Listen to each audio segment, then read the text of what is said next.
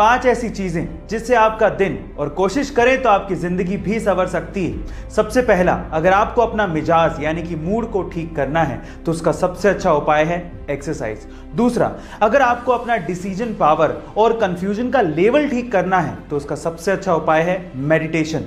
तीसरा, अगर आपको दुनिया को समझना है तो उसका सबसे अच्छा उपाय है बुक्स यानी कि किताबों को पढ़ना। चौथा, अगर आपको दूसरों की मदद करनी है तो उसका सबसे अच्छा उपाय है अपनी मदद पहले कर लें। और पांचवा, अगर आपको तेजी से सीखना है तो उसका सबसे अच्छा उपाय है कि आप मजे से सीखें।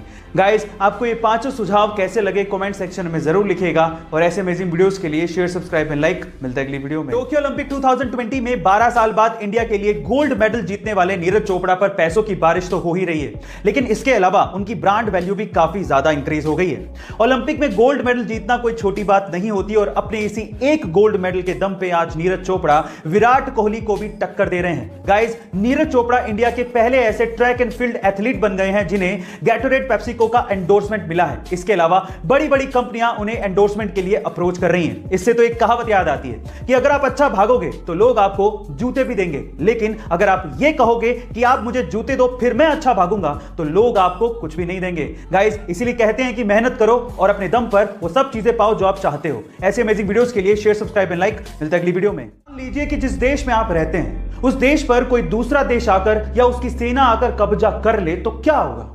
यह मंजर कितना खौफनाक होगा ये तो आप समझ ही पा रहे होंगे। और आज कुछ ऐसा ही हो रहा है अफगानिस्तान के लोगों के साथ, जहां पर तालिबान ने अपना कब्जा कर लिया है। पर सवाल यह उठता है कि अफगानिस्तान की सेना आखिर कर क्या रही थी, उन्होंने तालिबानियों को अंदर आने कैसे दिया।